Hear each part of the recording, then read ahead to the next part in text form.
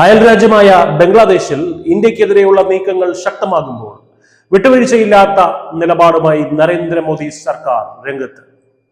ധാക്കയിലെ Indian high commission വളയാനെത്തിയ നൂറുകണക്കിന് പ്രതിഷേധക്കാരെ Bangladesh police തടഞ്ഞു, അല്ലെങ്കിൽ തടയേണ്ടി വന്നു അവർക്ക്.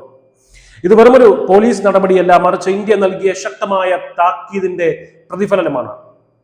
ബംഗ്ലാദേശിലെ ഇന്ത്യൻ നയതന്ത്ര ഉദ്യോഗസ്ഥരുടെ സുരക്ഷയിൽ ഒരു വിട്ടുവീഴ്ചയും ഉണ്ടാകില്ലെന്ന് ഡൽഹി വ്യക്തമാക്കി കഴിഞ്ഞു.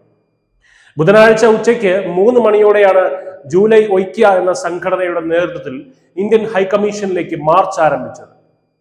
ഷെയ്ഖ് ഹസീനയെ വിട്ടു നൽകണമെന്ന പ്രകോപനപരമായ ആവശ്യം ഉയർത്തിയായിരുന്നു ഈ നീക്കം. ബംഗ്ലാദേശിലെ നമ്മുടെ അംബാസഡർമാരെ പേടിപ്പിച്ചാൽ ഇന്ത്യ അത് നൽകുമെന്ന് അവർ വിചാരിച്ചു. എന്നാൽ ഉത്തർബദ്ധയിൽ വെച്ച് പോലീസ് ബാരിക്കേഡുകൾ ഉപയോഗിച്ച് ഇവരെ തടയുകയായിരുന്നു.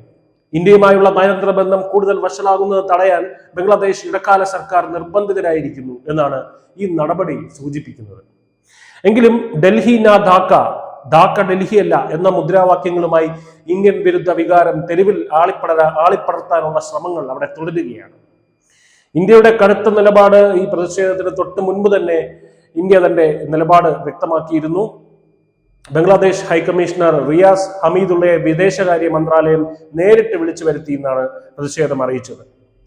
ധാക്കയിലെ ഇന്ത്യൻ മിഷനുകളുടെ സുരക്ഷ ഉറപ്പാക്കണമെന്നും ഇന്ത്യക്കെതിരെ നടത്തുന്ന അടിസ്ഥാനരഹിതമായ പ്രചരണങ്ങൾ അവസാനിപ്പിക്കണമെന്നും മോദി സർക്കാർ കർശന നിർദ്ദേശം നൽകി.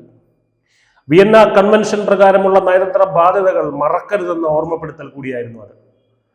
ഇന്ത്യയിലെ വടക്ക് കിഴക്കൻ സംസ്ഥാനങ്ങളെ വിച്ഛേദിക്കുമെന്ന് ഭീഷണി മുഴക്കിയ ഹസ്നത്ത് അബ്ദുള്ളയെ പോലുള്ള ബംഗ്ലാദേശ് നേതാക്കളുടെ പ്രസ്താവനകളെ ഇന്ത്യ അതീവ ഗൗരവത്തോടെയാണ് കാണുന്നത്.